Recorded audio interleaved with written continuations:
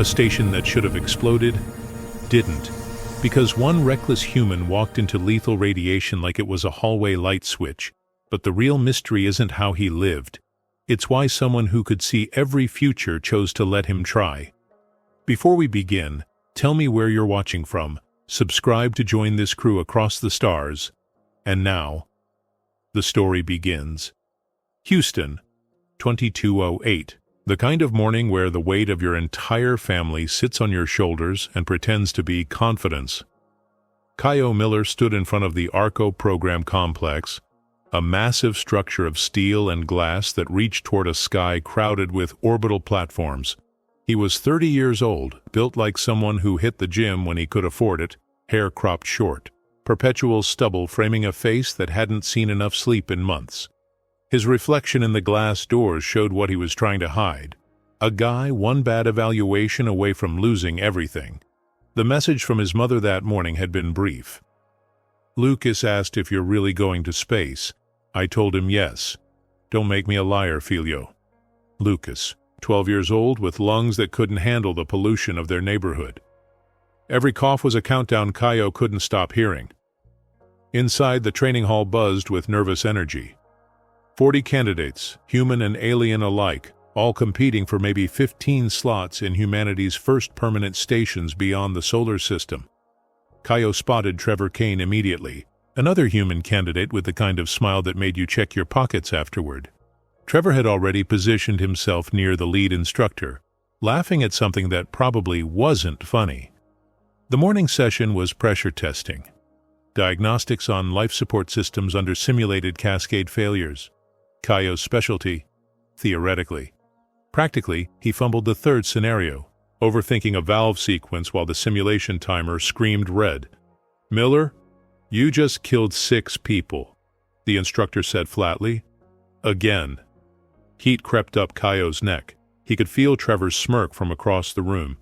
Then she walked in. The room didn't exactly go silent, but something shifted. She was Lirani, humanoid, but distinctly not human.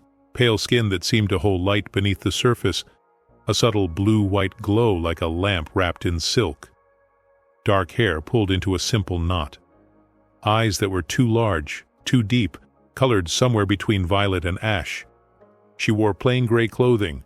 No insignia, no introduction.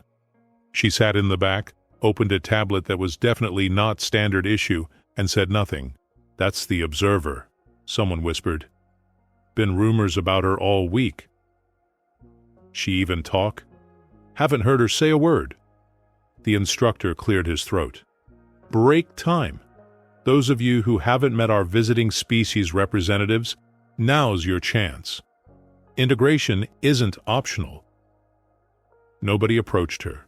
She was too quiet, too contained, too much a question mark. Kaio watched her for a moment, noticed how carefully she avoided eye contact, how her fingers moved across the tablet in patterns that looked more like art than note-taking. Frustration from the failed simulation still burned in his chest. His friends were clustered near the coffee station, and one of them nudged him. What's her deal, you think?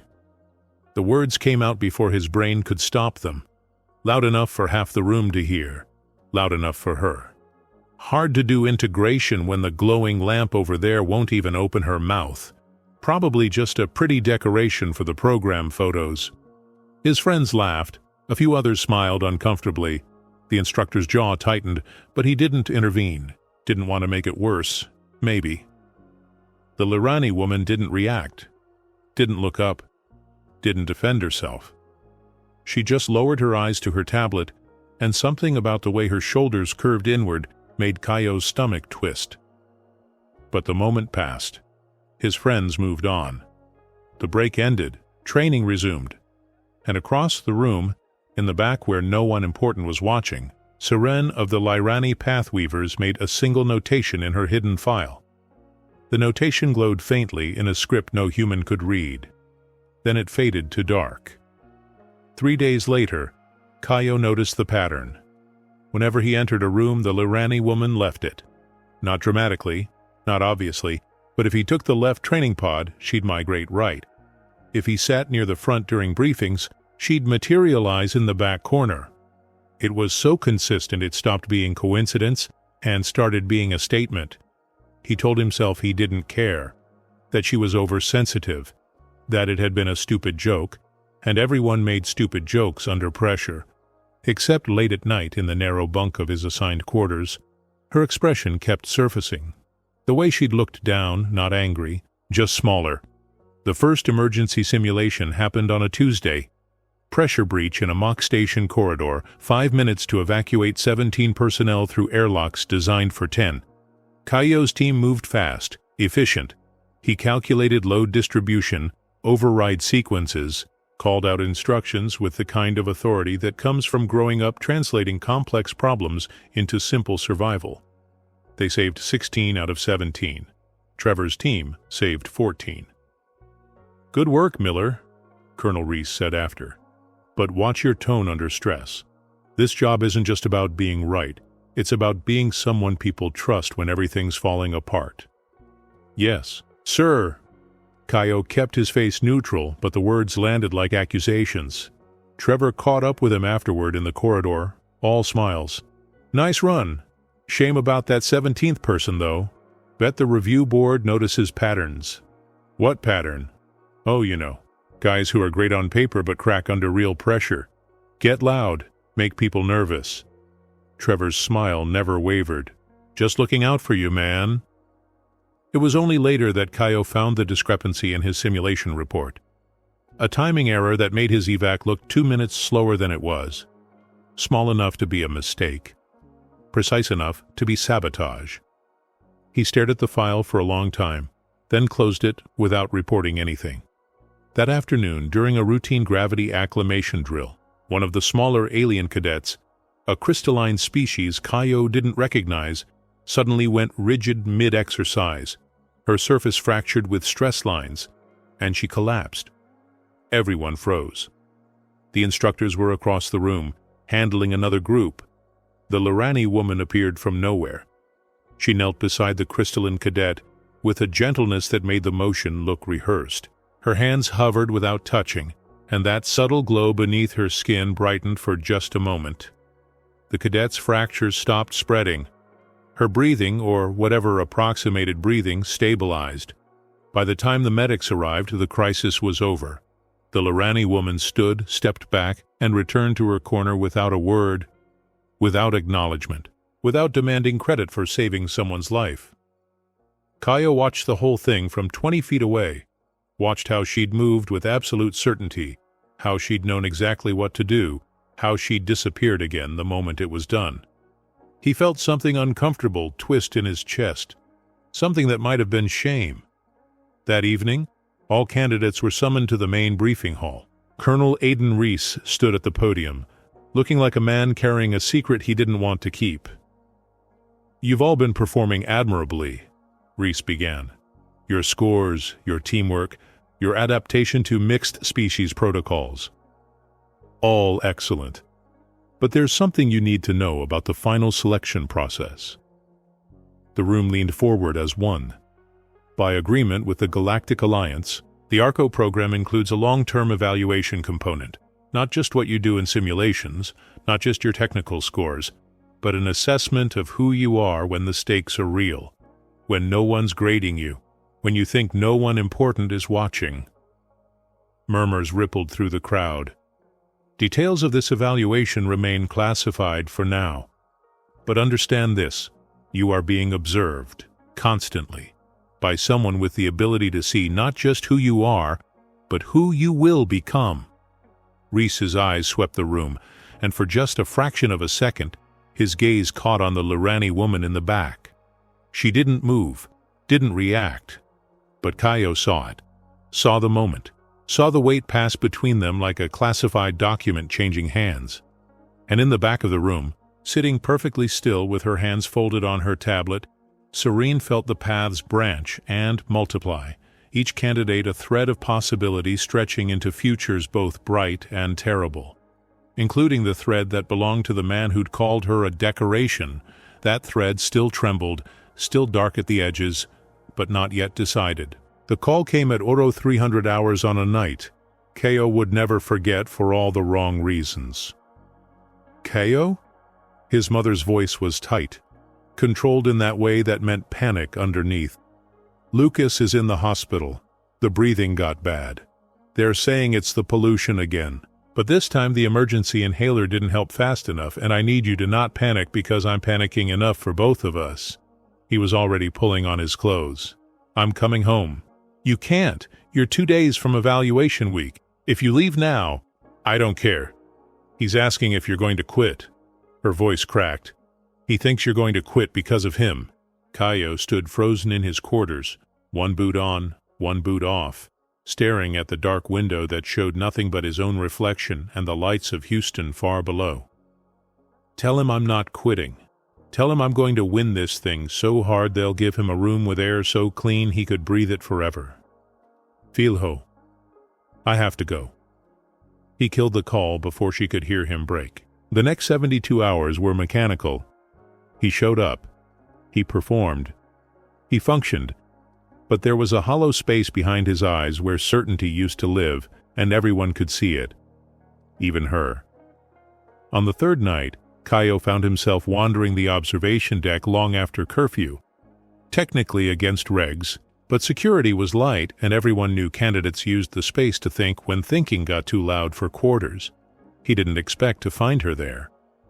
She stood at the massive window, hands behind her back, staring out at the orbital platforms that glittered against the black.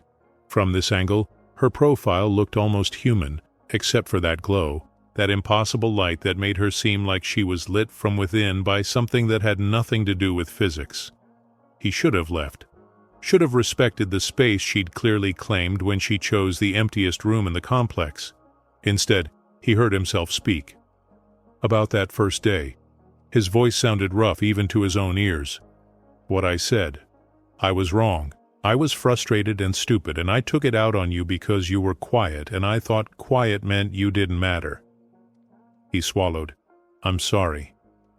She didn't turn immediately. When she finally did, her eyes were calm, but carried a weight that made him feel like he was being measured against something he couldn't see. Why now? She asked. Her voice was softer than he expected. Clearer. You've had weeks. Because I watched you save someone without needing credit for it. Because my little brother is in a hospital bed asking if I'm going to give up on him. Because I'm tired of being the kind of person who makes other people smaller so I can feel bigger. He ran a hand through his hair. Because I don't know if any of that makes sense, but it's the truth. She studied him for a long moment. Then she spoke again, and her words hit like stones dropped into still water. Words can be repaired, she said quietly. Some consequences cannot. I know. Do you? There was no anger in it, just a sadness that felt older than she looked. When you make someone invisible, you don't see what you break. You just move on. Laugh with your friends. Sleep fine. The damage happens somewhere you never bother to look. He wanted to argue, wanted to defend himself, but the truth was a weight in his chest and he'd carried it long enough to know its shape. You're right, he said, and I don't know how to fix it. But if there's a way, I want to try. She turned back to the window. Why should I believe you? Because I could have stayed in my bunk tonight, could have never said anything, could have hoped you forgot. He stepped closer, not too close, just enough to be heard without raising his voice. I'm not apologizing because I think it'll help me. I'm apologizing because you deserved better and I didn't give it. The silence stretched between them like a physical thing. Finally, she spoke without looking at him. Lucas is your brother's name? Yeah. The one in the hospital. He nodded, forgetting she wasn't watching him. Yeah. What happens if you don't get selected? He stays in a neighborhood where the air is killing him. My mother keeps working 2 jobs that break her back, and I become another guy who almost made it. And if you do get selected, he breathes clean air, she rests, and maybe I prove that people like us can be more than statistics. Seren was quiet for another long moment. Then she said something that confused him entirely. Probability is not fate. Paths branch. but some threads are more fragile than others. Before he could ask what that meant, she walked past him toward the exit. She paused at the doorway, her glow slightly brighter in the dim corridor light. "Good night, Kaio Miller." It was the first time she'd used his name. Later, alone in her private quarters, Seren activated the sight she'd been trained to hide. The room filled with threads of light, each one a candidate's path stretching into futures both possible and probable. She found Kaio's thread easily. It had been dark before, stained with casual cruelty and thoughtless harm. Now it trembled, flickered, and at the edges, where darkness had been absolute, the faintest traces of light began to branch. She watched it for a long time, this thread that represented a man who might become better or might become exactly what she feared. And for the first time since arriving on Earth, Seren felt something she hadn't expected, hope warring with doubt. The most dangerous combination of all. For months passed like water through clenched fists. Kaio stopped making jokes at other people's expense. Not dramatically, not with announcements, he just stopped. When Trevor tried to pull him into mocking a Calorian candidate's accent, Kaio changed the subject. When tension ran high and someone needed to be the punchline, he volunteered himself instead. Small changes, the kind most people wouldn't notice, but Seren noticed everything. The major evacuation simulation happened in month 5, a scenario designed to break teams. Catastrophic station fire, limited oxygen, multiple casualties, and a command structure that collapsed 30 seconds in when the designated leader froze. Kaio's team descended into chaos, people shouting over each other, contradictory orders, time bleeding away while virtual lives hung in the balance. Then Kaio did something that surprised everyone, including himself. He took charge, but not the way he used to. His voice stayed level. He listened to the Veloxy engineer's suggestion about the vent system. He asked the Calorian medic which casualties to prioritize. He made it a collaboration instead of a dictatorship. They saved 41 out of 50. Best score in the program's history. During the debrief, the instructor asked who'd made the call on the secondary airlock sequence, the one that saved the last 12 people. "Johnson did," Kaio said, nodding to the human who'd frozen at the start. "I was going to blow it through the main lock." He remembered the manual override. It was a lie. Kaio had made that call. But Johnson had been struggling all week, drowning in self-doubt, and one more public failure might have ended him. The instructor's eyes narrowed, but he moved on. Across the room, watching from her usual corner, Seren's skin brightened for just a moment. A pulse of light so brief most people missed it, but Kaio caught it, and wondered. Trevor tried his sabotage routine again a week later, this time with a corrupted equipment log that would make Kaio's team look negligent. Kaio found it, fixed it quietly, and said nothing. Didn't retaliate, didn't report it, just focused on the work and let Trevor exhaust himself on schemes that went nowhere. "You've gone soft," Trevor said one day in the locker room. "Used to have an edge. Now you're just another nice guy who finishes last." Kaio smiled. It didn't reach his eyes. "Maybe. Or maybe I figured out that finishing at all matters more than finishing first." The cadet Seren had saved that first week, the crystalline one, approached Kaio during a break one day. She moved with the distinctive chiming sound her species made when agitated. "You're being discussed," she said without preamble, "among the others, the non-humans. Yeah? They say you've changed, that you listen now, that you see us instead of looking through us." Her surface rippled with patterns that might have been approval. "I wanted you to know. It's noticed." She left before he could respond. The elevator moment happened on a quiet Tuesday. Kaio stepped in, exhausted from a 16-hour shift. The doors were closing when a pale hand caught them. Seren stepped in, saw him, almost stepped back out, then didn't. The doors closed. 40 floors of silence stretched ahead. They stood on opposite sides of the small space. The air felt heavy with words neither of them knew how to start. Kaio broke first. You don't have to leave rooms when I'm in them, you know. I know. Then why do you? She was quiet for a long time. The elevator hummed. Numbers climbed. Because forgiveness isn't the same as forgetting, she finally said. And proximity takes trust. I'm not certain I should give. Fair enough. More silence, 20 floors remaining. Lucas is better, Kaio said. In case you were wondering, they got him into a trial program. Better medication, his breathing is... He stopped, realizing he was rambling. Sorry, you don't care about that. I do care. Her voice was soft.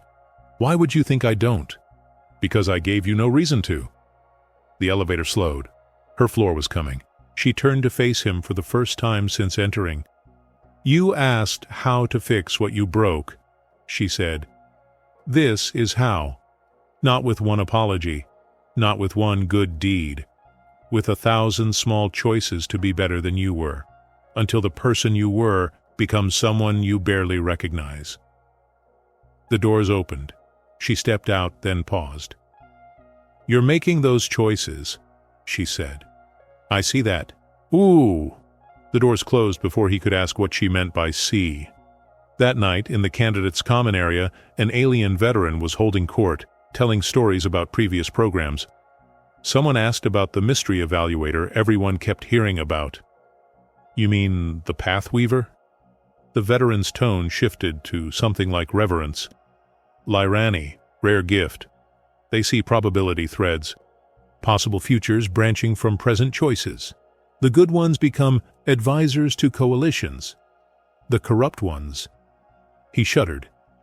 Let's just say power like that can destroy species. How do you know there's one here?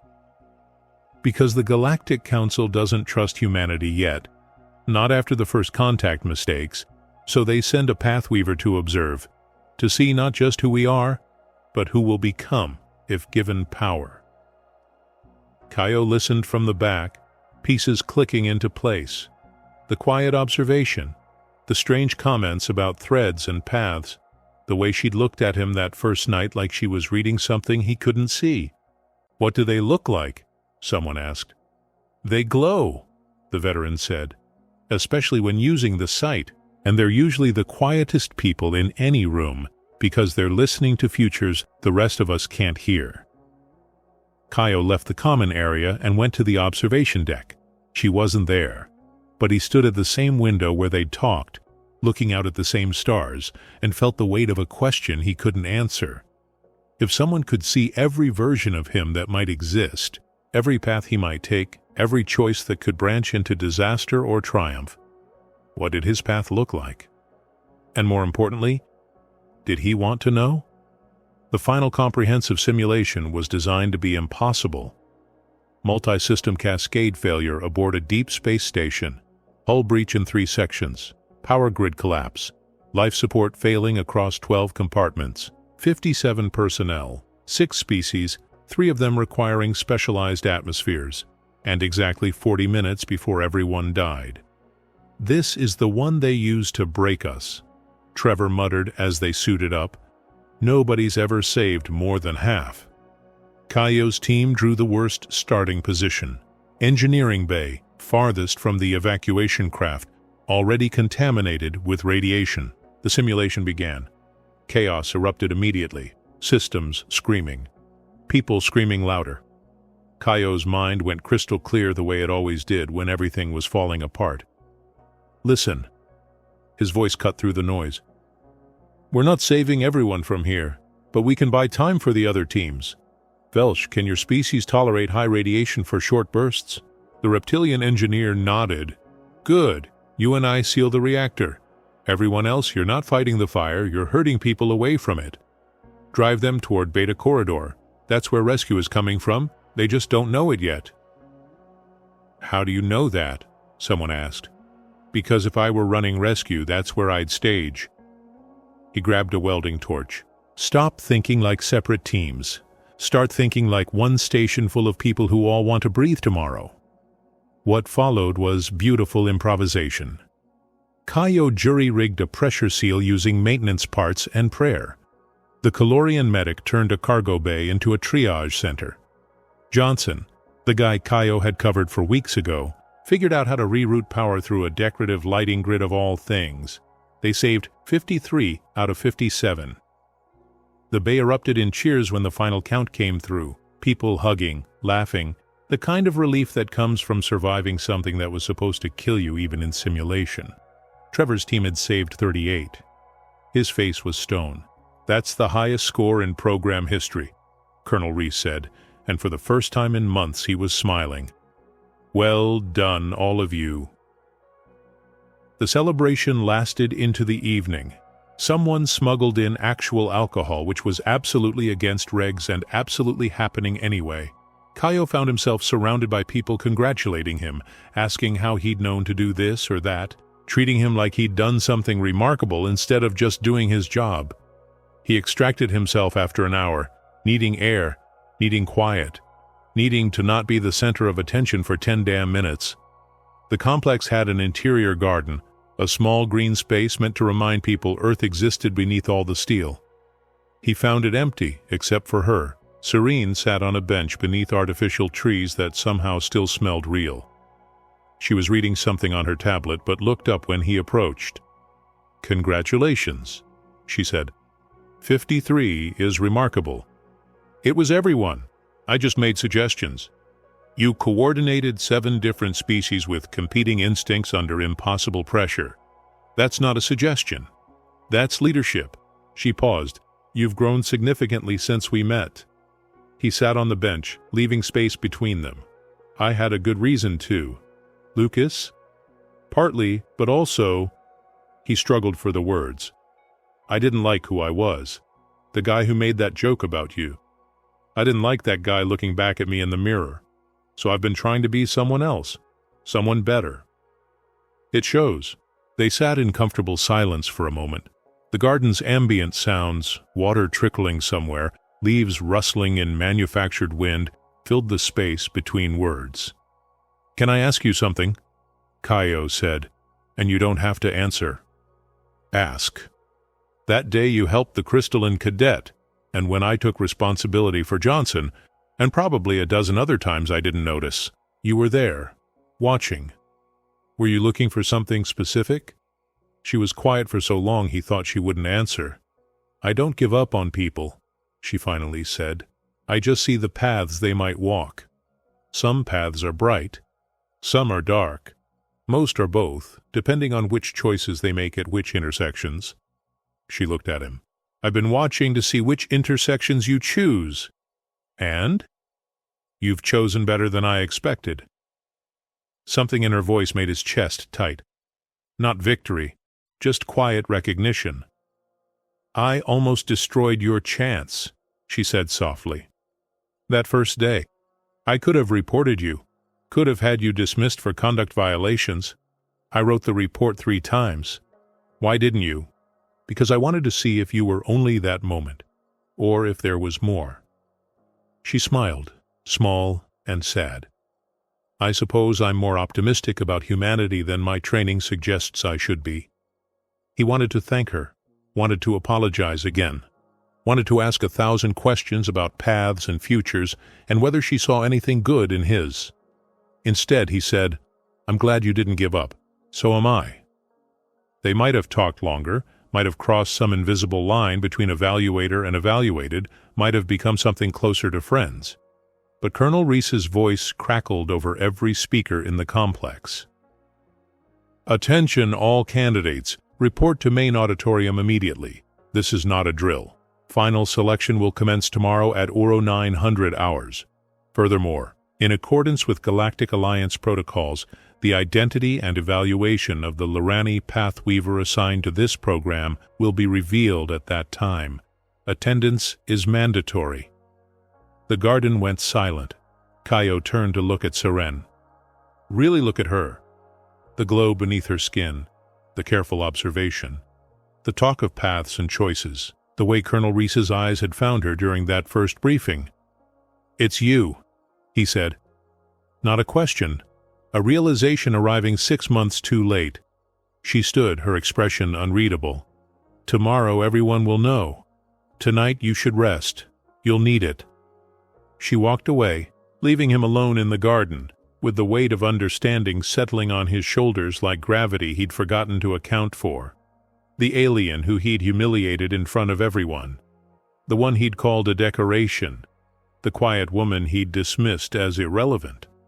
She'd been watching him the entire time, seeing his future, judging whether he deserved one. And tomorrow, she would tell the entire program what she'd decided. Kaio didn't sleep that night. Nobody did. The main auditorium held 400 people and felt like it held 4,000. Every candidate sat in assigned seats, backs straight, hearts hammering. Behind them, observers from a dozen species. Above them, screens displaying the ARCO program insignia, the intertwined symbols of Earth and the Galactic Alliance. At the front, a raised platform with a long table where the selection committee sat in formal dress. Kaio couldn't feel his hands, couldn't feel much of anything except the sick certainty that he'd destroyed his future 6 months ago with a stupid joke he'd thought was harmless. Lucas was watching from home. His mother had taken the day off work, something she never did, to sit with him during the broadcast. They'd sent a message that morning, a photo of Lucas giving a thumbs up, oxygen tube visible in his nose, smile bright despite everything. "We're proud of you no matter what happens." Trevor sat 3 rows ahead, radiating confidence. He'd spent the last week telling anyone who'd listen that his family had connections, that selection was more politics than performance, that people like Kaio were competing for scraps. Colonel Reese stepped to the podium. The room fell silent. "Today marks the culmination of 8 months of training, evaluation, and sacrifice. Each of you has demonstrated remarkable skill, but the ARCO program cannot accept everyone, no matter how qualified. Today, we must choose." He paused, scanning the crowd. "Our selection process includes technical assessments, psychological evaluations, team performance metrics, and medical clearances. But as many of you have heard, there is one additional component, an evaluation method the Galactic Alliance insisted upon, one that measures not what you are, but what you will become." Murmurs rippled through the crowd. "For the past 8 months, you have been observed by a pathweaver of the Lorani Order, someone with the ability to perceive probability threads, to see the consequences of present choices in future outcomes. Someone who has watched you not during tests, but during the moments between tests, when you thought no one important was looking." Reese's voice grew heavier. "This observer's evaluation carries decisive weight in final selection. And now, in accordance with Alliance protocols, she will reveal herself and provide her assessment." The lights dimmed. A figure stood from the evaluation table. Seren rose in darkness, and then the lights found her, and she was nothing like the quiet woman who'd sat in corners for 8 months. She wore formal Lorani ceremonial dress, deep blue with silver threading that caught light like captured starlight. Her hair, usually pulled back simply, now fell in an elaborate style that framed features suddenly striking instead of soft, and the glow, that subtle luminescence beneath her skin, blazed. Not harshly, not painfully, but unmistakably, undeniably, brilliantly. She looked like a star had taken human form and decided to pass judgment on those who lived in darkness. The auditorium collectively held its breath. "I am Seren," she said, her voice carrying without amplification, clear and precise and nothing like the soft tones Kaio had heard in quiet moments. "Pathweaver of the Third Order, Council-sworn observer, sent to evaluate humanity's readiness for true partnership in galactic exploration." Someone near Kaio whispered, "Oh God." Another, "That's her? The quiet one?" Seren continued, "For 8 months I have walked among you, silent, observant, dismissed by some as decorative, as irrelevant, as merely symbolic. This was intentional, because what you reveal when you believe yourself unobserved is far more honest than any test could measure." Kaio's vision narrowed. His ears rang. Every word she spoke felt aimed directly at his chest. The Pathweaver's gift allows us to see threads of probability extending from each person, not fate, not destiny, but the shape of choices not yet made, and the ripples they might create. Her glow intensified. Some of you have bright threads, others have dark ones. Most have both, intertwined in ways that make prediction impossible. You are beautifully chaotic, you humans. It makes you dangerous. It makes you remarkable. She looked directly at the candidates. Her eyes, violet and depthless, seemed to see through flesh to something more fundamental. Today, I will exercise my authority as Path Weaver. My recommendations will determine who enters the ARCO program, not based on your highest scores or your worst moments, but on the totality of paths I see extending from who you are. The glow beneath her skin reached critical intensity. The air itself seemed to shimmer, and then she fully activated the sight. To everyone else, nothing changed. Seren simply stood there, luminous and terrible and beautiful. But to Seren, the auditorium exploded into threads. Each person became a nexus of possibility. Bright lines extending into futures where they made brave choices. Dark lines curling into futures where fear or cruelty won. Tangled masses where probability itself seemed uncertain. The threads overlapped, influenced each other, created patterns so complex they bordered on chaos. She'd seen this sight 1,000 times in training, had learned to parse it, categorize it, make decisions based on probability over sentiment. But she'd never seen it here. Never with these stakes. Never with him. Her gaze found Kaio's thread. It trembled. Pulsed. The darkness she'd seen that first day was still there. Shadows of the careless man who'd hurt her without thought. But intertwined with it now were golden strands. Thin but growing, where he'd chosen compassion over convenience. Where he'd protected the weak. Where he'd admitted fault when silence would have been easier. The thread branched in her vision, paths where the old Kaio reasserted itself, where pressure brought out cruelty again. Paths where growth continued, where he became someone capable of leading others through darkness with light. Both paths were possible, both were real, and she alone would decide which path he'd have the chance to walk. Seren closed her eyes. When she opened them again, the glow softened but didn't fade. "I have seen your threads," she said to the room. "All of them. And now I will speak." In his seat, Kaio gripped the armrests hard enough to hurt. Sweat ran down his back. His entire future, his family's future, Lucas breathing clean air, his mother resting, all of it balanced on the judgment of a woman he'd called a decoration. A woman who'd seen every version of him that might exist. A woman whose eyes now found his across the crowded room. And in that moment, looking into those depthless violet eyes, Kaio understood with perfect clarity that he deserved whatever came next. The only question was whether deserving it would matter. Seren's voice cut through the silence like a blade made of starlight. "I will begin with those whose paths are clear." She gestured to a Veloxy candidate in the third row. "Kesselin, your technical scores are adequate, but I have watched you hoard knowledge when sharing would have helped others succeed. You see colleagues as competitors first, allies second. This attitude is dangerous in deep space, where cooperation means survival." She paused. "My recommendation? Rejection." Kesselin's crest flattened in shock, but they said nothing. Next, a human woman near the front. "Sarah Chen, you have given food to those who arrived late and hungry. You have taught struggling candidates without expecting recognition. You deflect credit to your team even when credit is yours. These are not weaknesses, despite what some cultures claim. My recommendation: acceptance with command potential."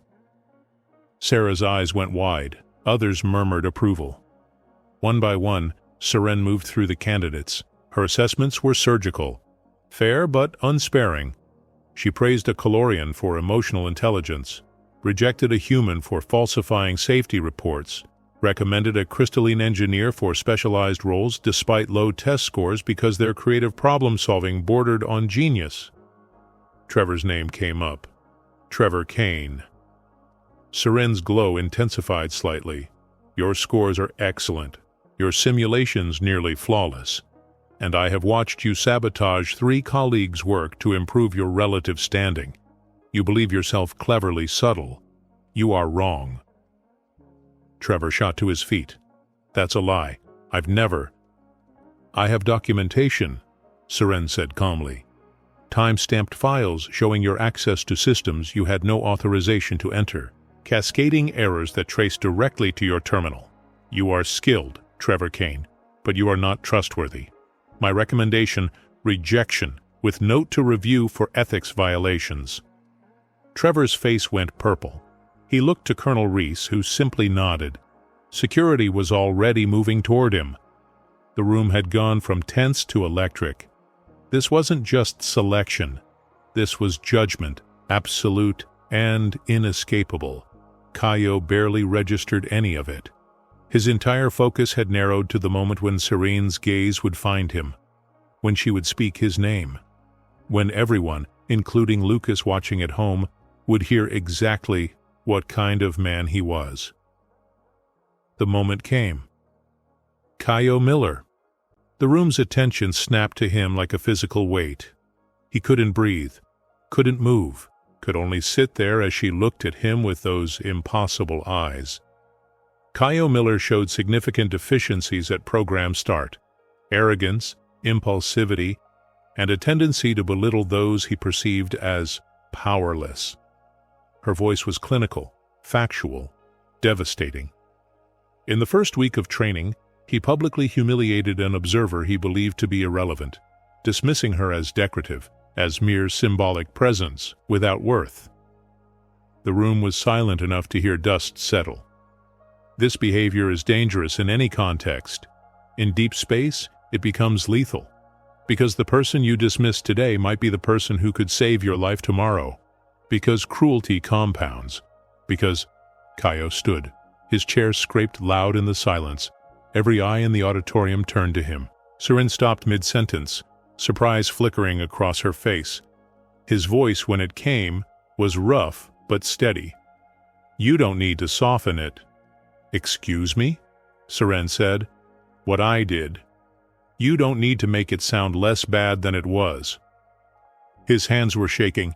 He shoved them in his pockets. I called you a lamp, called you decoration, said you were just there for photos. I did that because I was frustrated and scared, and I took it out on someone I thought wouldn't matter. The silence was absolute. I was wrong. I was cruel. And I was a coward who laughed with my friends instead of thinking about the person I'd hurt. He swallowed hard. You're right about what you said. People who do that kind of thing are dangerous, and you're right to cut me. Murmurs rippled through the crowd. This wasn't how these things went. You didn't interrupt your own sentencing. You didn't agree with your own condemnation. Lucas is my little brother, Kaio continued, looking directly at Seren now. He's 12. He's got bad lungs. He's watching this right now from a hospital bed, wondering if his big brother is going to make it. If we're going to be okay. His voice cracked slightly. He steadied it. And I'm not going to stand here and use him as an excuse. I'm not going to say I was under pressure, that I didn't mean it, that everyone makes mistakes. Because you know what? Intent doesn't matter. Impact matters. And I impacted you, hurt you, made you smaller so I could feel bigger. He looked at Colonel Reese, then back to Seren. If you think I don't belong in this program, cut my name. I mean it. I deserve that.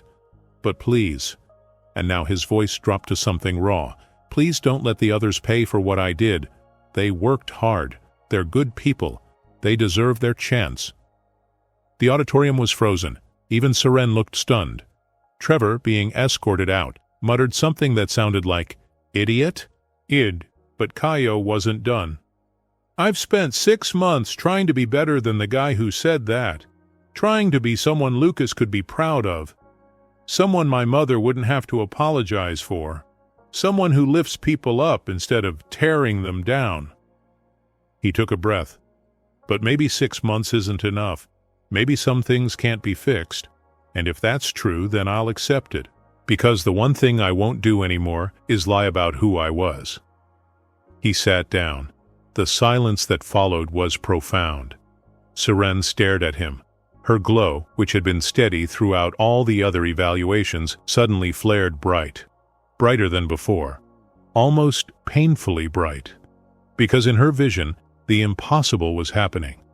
Kaio's thread, the one she'd been watching for months, the one that had trembled between darkness and light, suddenly bloomed. Where there had been a single dark line with gold threads intertwined, now there were branches. Dozens of them. Futures where he chose courage over comfort, where he stood up for others the way he'd just stood up to admit his own failure, where his humility became armor against the corruption that destroyed so many who gained power. The dark was still there, would always be there. He wasn't perfect, would never be perfect. But the light was growing, fracturing, creating possibilities that hadn't existed before this moment. She saw him in 100 scenarios, staying calm in crisis, taking blame for team failures, standing between the powerful and the vulnerable, growing old with the kind of quiet integrity that changed cultures slowly but permanently. And she saw him failing too. Saw the paths where pressure brought back the old patterns, where fear made him small again. Both futures remained real. But for the first time since she'd met Kaio Miller, the bright futures outnumbered the dark ones. Her hands were trembling. Pathweaver's hands never trembled. That was part of the training, the discipline, the professional distance. She couldn't remember the last time a thread had transformed itself mid-judgment. She couldn't remember the last time someone had chosen to fall on their own sword rather than let others take the cut. She couldn't remember the last time humanity had surprised her quite this much. The auditorium waited, everyone watching the glowing alien woman stare at the human man who'd just condemned himself. And slowly, carefully, Seren remembered how to speak. Seren's glow stabilized. Her voice, when she spoke, carried a weight that made the auditorium feel suddenly smaller.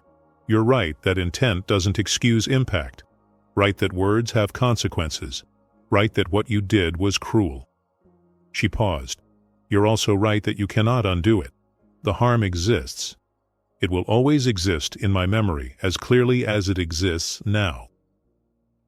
Kaio nodded, jaw tight, accepting the blow. But you are wrong about one thing. Seren's eyes locked on his. You asked me to cut your name if I believe you don't belong. That assumes my function is punishment. It is not. She turned to address the full auditorium, though her words seemed aimed at one person. My role is not to protect my pride, not to seek revenge for slights against me. My duty is to identify paths that lead to survival, cooperation, and growth, to recommend people based not on perfection, but on trajectory. Her glow pulsed. I see in Kaio Miller a real risk. If placed in command positions too quickly, his old patterns could resurface under extreme stress. Arrogance born of insecurity, reactive decision-making, the tendency to see some lives as more valuable than others. She let that hang in the air. These are not hypothetical concerns. I have seen futures where these traits cause catastrophic failures. Kaio felt his chest collapse. There it was. The cut he'd asked for. However, Seren's voice shifted. I also see something else. I see someone who learns not through instruction, but through consequence, who changes not because it's convenient, but because staying the same becomes unbearable, who just stood before 400 people and accepted condemnation rather than let his pride protect him. She turned to the selection committee. In 8 months, I have watched Kaio Miller transform from someone who saw kindness as weakness into someone who protects others at cost to himself. I have watched him take blame for failures that weren't his to shield teammates from shame. I have watched him choose growth over comfort so consistently that his probability thread has fundamentally restructured. Colonel Reese leaned forward. What are you recommending, Pathweaver? Seren took a breath. Conditional acceptance. Murmurs erupted. That wasn't a standard category. Kaio Miller should be accepted into the ARCO program, but not placed in immediate command positions. He should be assigned to life support systems, his specialty, under direct supervision of someone he respects and fears disappointing. For 2 years, he should be monitored closely. If at the end of that period his growth trajectory continues, then command positions become appropriate. She looked at Kaio. This is not mercy. This is calculated risk based on observed probability.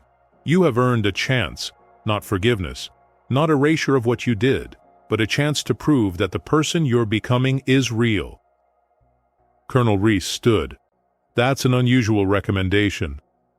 These are unusual circumstances. You're suggesting we invest in someone who publicly humiliated you, based on potential rather than proven track record. I'm suggesting, Seren said, her voice carrying the weight of 6 years' training as a path weaver, that humans are fascinating precisely because they're capable of becoming radically different from who they were. It's your species' greatest weakness and greatest strength. Kaio Miller could become a liability. He could also become someone who saves lives specifically because he knows what it costs to be cruel. Reese studied her for a long moment. Then he turned to the other committee members. The Path Weaver has spoken. I, for one, support her recommendation. He looked out at the candidates. The ARCO program doesn't need saints. It needs people who can fail, learn, adapt, and still choose to care about others when caring is expensive. If we only select the perfect, we'll staff missions with people who've never tested their own limits. The Veloxy committee member raised a claw. And if he regresses? If the old patterns return? Then he's removed, Reese said. But that's true of anyone. We're all one bad crisis away from becoming our worst selves. The question is whether we have the tools to climb back. The committee conferred quietly. Kaio sat frozen, unable to process what was happening. This wasn't rejection, but it wasn't full acceptance either. It was something in between, something that required him to prove himself all over again every day for 2 years. It was more than he deserved and exactly what he needed. The vote was quick, unanimous. Colonel Reese looked at Kaio. Welcome to the ARCO program, Miller. Conditionally. Don't make us regret this. Kaio's voice came out hoarse. I won't, sir. I know you won't, because I'm assigning you to Pathweaver Seren's oversight team. You'll report directly to her. She'll evaluate your progress quarterly. And if she recommends your removal at any point, that recommendation will be enacted immediately. Kaio's eyes went wide. He looked at Seren. She held his gaze, expression unreadable. Is that acceptable, Pathweaver? Reese asked. It is. Seren's glow softened. Though I expect it will be uncomfortable for both of us. Good, Reese said. Comfort is how people stop growing. The selection process continued. More names, more recommendations, more futures decided. But the energy in the room had shifted. Something unprecedented had happened. A Pathweaver had chosen mercy, informed by justice. A human had chosen truth over self-preservation, and everyone watching understood they'd witnessed something rare. When the ceremony finally ended, candidates filed out in clusters, talking in hushed voices. Some congratulated Kaio, others avoided him, unsure how to treat someone who'd confessed to cruelty and been rewarded with a chance. Sarah Chen approached him in the corridor. That took guts. That was desperation, Kaio said. Same thing sometimes. She smiled. See you in training. Johnson, the guy Kaio had covered for, caught up next. For what it's worth, I don't think you're the same person who made that joke. I've watched you. You're different. Trying to be. It shows. His mother called before he'd made it back to quarters. She was crying. Lucas was cheering in the background, still hoarse but loud. You did it, she said. You actually did it. Barely, Kaio said, and I'm on probation for 2 years. I don't care, you're going up. Lucas is going to breathe clean air. We're going to be okay. He leaned against the corridor wall, suddenly exhausted. "Yeah, we're going to be okay."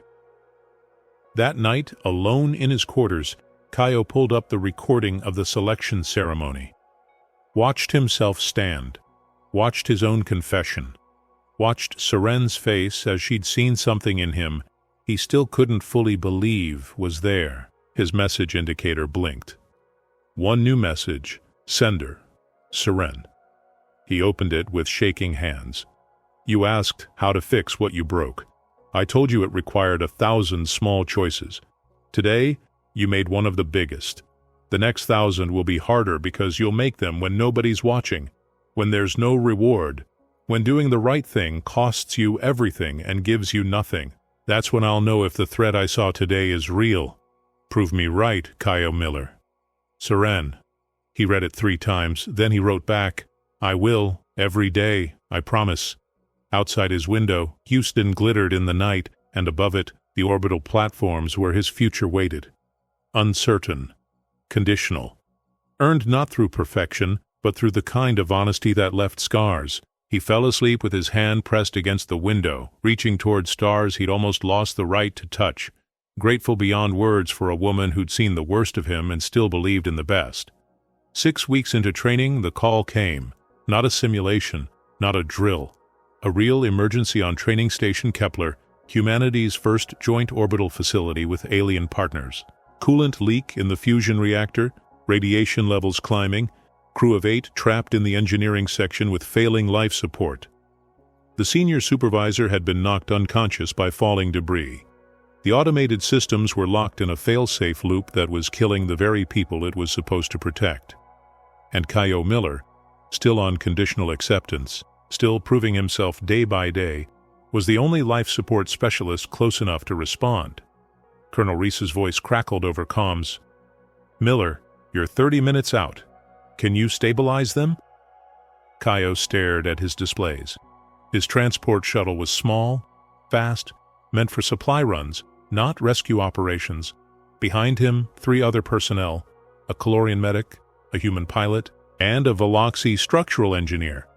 None of them were trained for radiation work. "I can get to them," Kaio said, "but somebody's going to have to go into the hot zone to manually reset the containment protocols. The radiation levels are—" He stopped. Did the math again. Got the same answer. Lethal. 10 minutes exposure, maybe less. How long would it take? 12 minutes. Minimum. Silence on the line. Everyone understanding what that meant. The pilot's voice was tight. "There's protective gear in the cargo bay. It'll buy you maybe an extra 3 minutes. That's still not enough." "Then we abort," Reese said. "We lose 8 people, but we don't lose 9.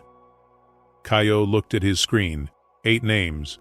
5 humans, 2 Calorians, 1 Loreni technical specialist. 8 people with families.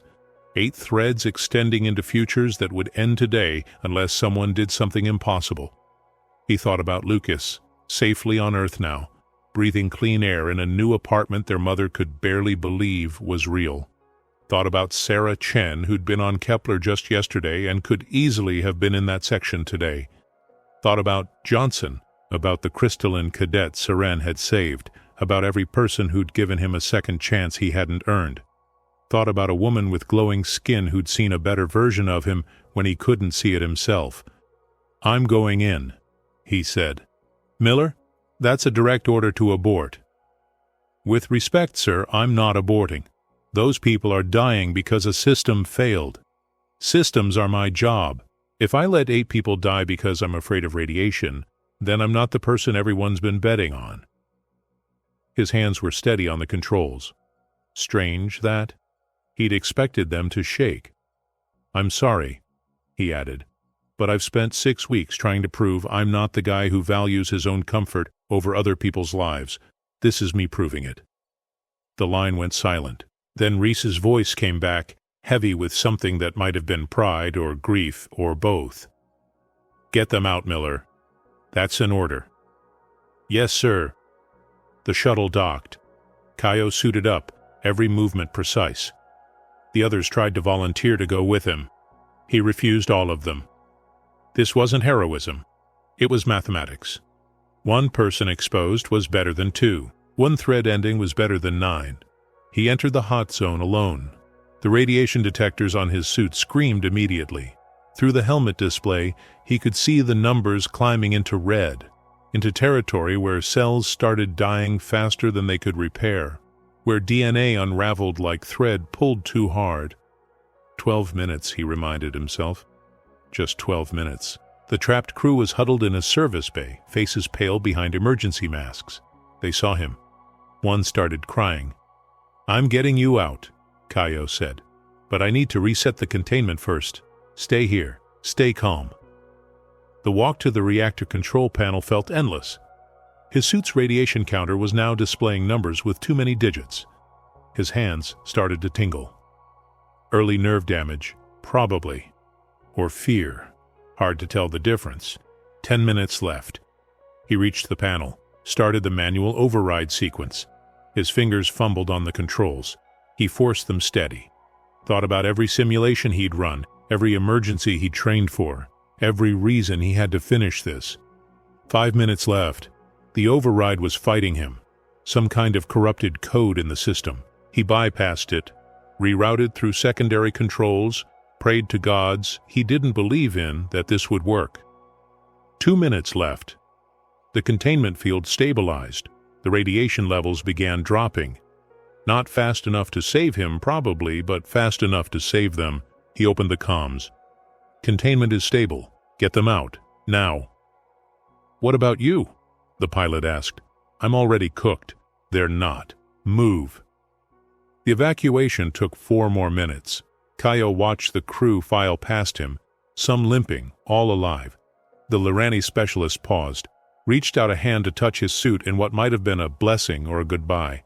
Then they were gone, and Kaio was alone in a room full of radiation that had already taken more from him than he could afford to give. His legs stopped working around minute 17. He sat down hard, back against the wall, watching his suit's life support systems flicker with interference from the radiation. "Miller, report." Reese's voice was static-filled but urgent. "Everyone's out. I'm, going to need medical. Probably a lot of it. Shuttle's on approach for pickup." "Good." His vision was blurring. "Tell my mother Lucas doesn't have to worry. Tell her I finished something.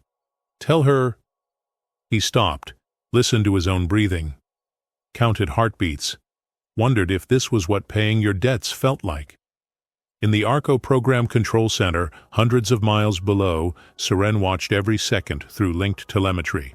She'd activated her sight the moment she'd heard about the emergency, had seen Kaio's thread the moment he'd made the decision to go in, and what she'd seen had stolen her breath. In that moment of choice, his thread had blazed. The dark paths, the ones where fear or self-preservation won, had simply vanished. What remained was light. Pure, certain, terrible light where he walked into radiation knowing he wouldn't walk out the same, knowing it would cost him everything, choosing it anyway because 8 people mattering more than 1 was the simplest math in the universe. She'd seen heroes before, had evaluated warriors and leaders and people who'd sacrificed much, but she'd never seen someone transform so completely from who they'd been to who they'd chosen to become. The thread that had trembled dark and uncertain 6 months ago now burned bright enough to light entire futures. "He did it," she whispered. "He actually did it." Colonel Reese glanced at her. "Pathweaver? He's real. The change is real." She was shaking. "His thread is one of the brightest I've ever seen." The medical shuttle reached Kaio 7 minutes later. They loaded him onto a stretcher, radiation alarms still screaming, and started treatment immediately. Seren didn't wait for official reports. She left the control center at a run, her ceremonial robes abandoned, her glow unconsciously flaring with an emotion she'd been trained to never show on duty. Fear, not for humanity, not for the mission, for him. She reached the medical bay as they were bringing him in. His skin was red, blistered in places. His eyes were barely open, but when he saw her, he managed something that might have been a smile. "Did everyone make it?" he asked, voice ragged. She grabbed his hand without thinking. "Protocol be damned. Everyone made it, because of you." Good. His eyes started closing. That's good. Meek, stay awake, Ko. Please. Tired. I know, but stay awake. You don't get to die after proving me right. That's not how this works. He laughed. It turned into a cough. Bossy. I like bossy. The medical team swarmed him then, and she had to step back. But she didn't leave. Couldn't leave. She stood outside the medical bay for 6 hours while they worked. Stood there while her legs ached. Stood there while other pathweavers would have returned to duty. Stood there because somewhere in the last 6 months, evaluating a thread had become caring about the person it represented. And when the doctor finally emerged and said, "He'll survive, but there will be scars," Seren closed her eyes and let herself feel something she hadn't allowed in years. Relief so profound it felt like starlight. 3 weeks in medical, 14 radiation treatments, skin grafts on his hands and forearms where the exposure had been worst, scars that would never fully fade, mapped across his body like a permanent reminder that sometimes the right choice costs everything. Kaio didn't mind the scars. They felt earned in a way nothing else in his life had. Lucas visited via video call every day, chattering about the new school, the clean air, how he'd run for 15 minutes straight without coughing once. Their mother cried every time she saw him, relief and terror mixing into something neither of them knew how to name. "You're an idiot," she told him on day 4. "A beautiful, stupid, heroic idiot." "I know, May, but I'm proud of you." "Oh, I know that too." The ARCO program sent representatives. The 8 people he'd saved sent messages. The Galactic Alliance issued a formal commendation. News feeds ran stories about the human who'd walked into certain death to save a mixed-species crew. Kaio ignored most of it. He was tired, the kind of tired that sleep didn't fix. Seren visited on day 19. She came after hours, when the medical bay was quiet and the staff had learned to give him space. She wore simple clothes, not the ceremonial robes or the formal Lirani dress. Her glow was soft, almost shy. "You're awake," she said from the doorway. "Yeah, can't sleep much lately. Turns out almost dying makes your brain forget how to rest." She moved to the chair beside his bed, sat without asking permission. They were past that, apparently. "How are you feeling?" "Like I spent 12 minutes in a reactor core." He smiled slightly. "But alive, which is better than the alternative." "The doctors say you'll make a full recovery. Mostly. Mostly is good enough." They sat in comfortable silence for a moment. The machines hummed. Somewhere down the hall, someone laughed at something. Finally, Seren spoke. "You weren't supposed to survive." "I know. I saw the thread. The moment you made that choice, it blazed so bright I could barely look at it. But it ended. Just stopped. 14 minutes into that mission your thread was supposed to terminate." Kaio's heart skipped. "Then why am I here?" "Because threads show probability, not certainty. And you're impossibly stubborn." She looked at him, and her eyes were wet. Pathweavers didn't cry. Everyone knew that. Yet here she was, fighting tears. You changed your own probability by refusing to accept the math, by staying conscious longer than you should have, by being too determined to die, to actually die. That's very human of me. It's infuriating is what it is." He laughed. It hurt, but he laughed anyway. She wiped her eyes, embarrassed. "I'm supposed to be objective, analytical. My entire training is about observing without attachment." She gestured at herself, at him, at the space between them. "But I stood outside this bay for 6 hours. I argued with the doctors. I threatened to use my authority to override their treatment protocols if they didn't work faster." She shook her head. "I failed every lesson my order taught me." "Why?" She looked at him for a long moment. Then she reached out and took his scarred hand. Her touch was warm, gentle, careful of the healing tissue. "Because you're not just a thread to me anymore. You're a person, a deeply frustrating, stubborn, impossibly brave person who proved that the best thing about humanity isn't your strength. It's your capacity to become entirely different from who you were." His throat was tight. When you humiliated me publicly with your evaluation, you didn't destroy me. You gave me a mirror, made me see who I was clearly enough to hate it, made me want to change."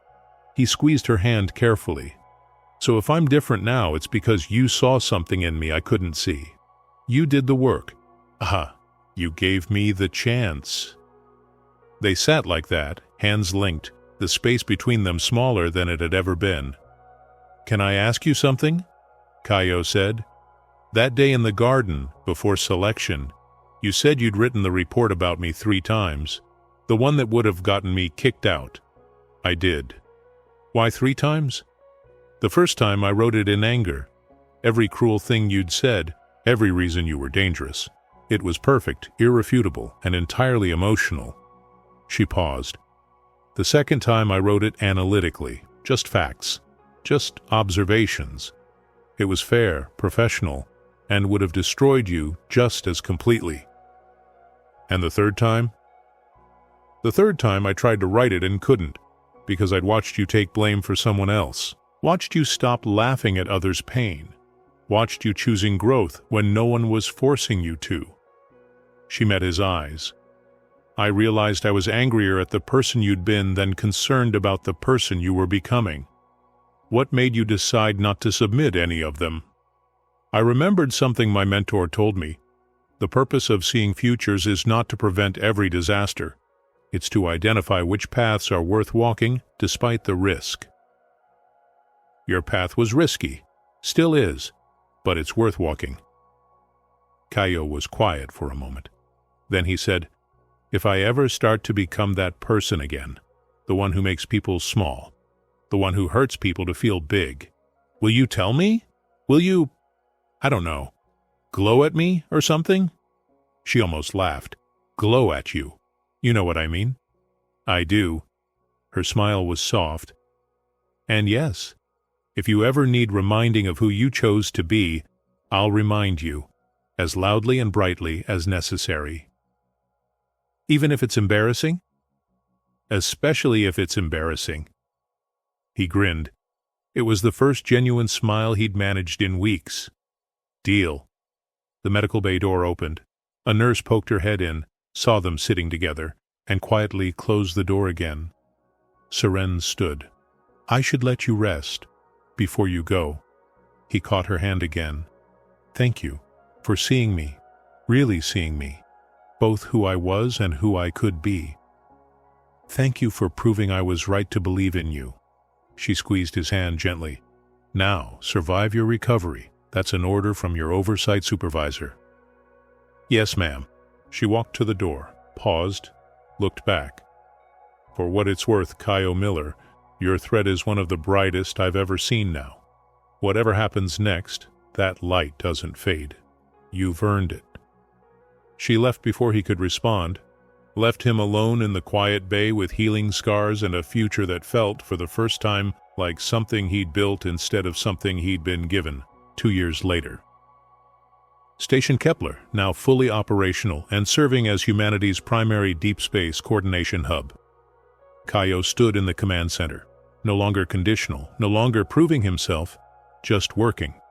His role had expanded from life support systems to integration protocols, managing the intricate dance of keeping 6 different species alive and functional in the same environment. Seren stood beside him, officially assigned as the ARCO program's permanent Pathweaver advisor. They worked together daily now, her insights into probability helping him anticipate system failures before they cascaded into disasters. They weren't just colleagues, weren't quite friends in any simple sense, something deeper, something that didn't have a name in either of their languages. "The new rotation crew arrives tomorrow," Seren said, reviewing her tablet. 12 candidates. 3 of them have concerning probability threads. Concerning how? The kind of concerning you used to be. She glanced at him, the corners of her mouth quirking. "Think you can help me evaluate them?" He smiled. The scars on his hands caught the light, permanent badges of the day he'd chosen 8 lives over his own comfort, over his own life. "I think I can manage that." Outside the station windows, Earth hung in the black, a blue marble of impossible beauty. And beyond it, the stars humanity was finally learning to reach. Not alone, not as conquerors, but as partners who'd learned, slowly and painfully, that the strongest thing about them wasn't their technology or their aggression.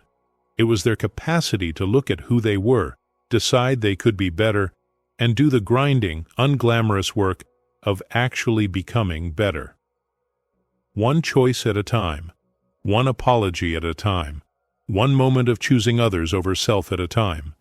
Kaio caught Seren's eye. She was watching him with that expression she got sometimes, the one that meant she was seeing his thread, checking on him, making sure the bright paths still outnumbered the dark ones. He didn't mind. Let her look. Let her see. He had nothing to hide anymore. "What are you seeing?" he asked. She smiled. "Futures. Hundreds of them. Most of them beautiful." "Most? You're still human, which means you'll still mess up sometimes, make mistakes, hurt people without meaning to." Her glow softened. "But you'll also fix it. Apologize. Try again. That's what makes your thread bright. Not perfection. Persistence." He nodded. Understood. That was the thing about destiny, about fate, about all those threads of probability stretching into darkness. They weren't written in stars or predetermined by gods or locked in place by prophecy. They were built, day by day, choice by choice, by people willing to admit when they were wrong and then do the hard work of becoming right. In a universe where some species could see the future and others could manipulate matter and still others could cross impossible distances in heartbeats, humanity's gift was simpler and somehow more powerful. The ability to look at yourself honestly, hate what you see, and then ruthlessly, stubbornly, impossibly become someone different, someone better, someone worth the second chance you didn't deserve but got anyway. And sometimes, in rare moments when everything aligned just right, that was enough to make even beings who could see probability itself stop and think, humanity? Fuck yeah. In the end, Kaio's story isn't about glowing aliens, reactor fires, or the mathematics of probability threads. It's about the one thing no species in the galaxy has ever learned to model, a human being who decides, stubbornly and inconveniently, to become better than yesterday. His journey proves that growth isn't linear, forgiveness isn't guaranteed, and redemption doesn't happen in speeches. It happens in those small, humiliating, quiet moments where we finally admit who we were and choose who will be next. So let me ask you something that even a Lyrani Pathweaver can't answer. What parts of yourself are still waiting for you to outgrow them? What thread in your life needs one brave choice to brighten? And if someone could see your future the way Seren saw Kaio's, would you be proud of the version of you they found? If you stayed with us until the end of this journey across stars, scars, probability, and poor decision-making, write the word bright thread in the comments so we know you crossed the whole emotional asteroid field with us. Tell us from which city or station you're watching. Earth, Mars, or Sao Paulo, it all counts. And if this story hit you somewhere between the lungs and the soul, subscribe, like, hype, share, and stick around for the next video appearing on the end screen. Because the universe is big, the stories are many, and humanity still has a few fuck yeah moments left to deliver.